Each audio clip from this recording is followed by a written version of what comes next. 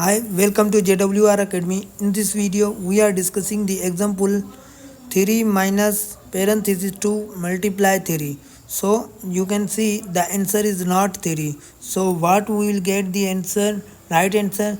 This answer 3 is wrong answer. So, how to solve? If you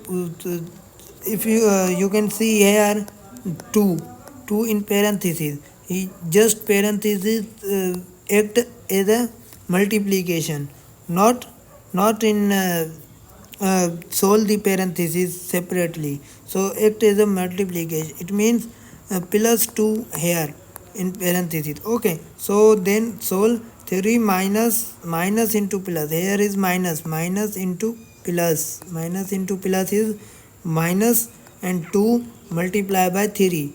Okay, and now first we simplify the multiplication according to rules. So 3 minus 2 multiply 3 is 6.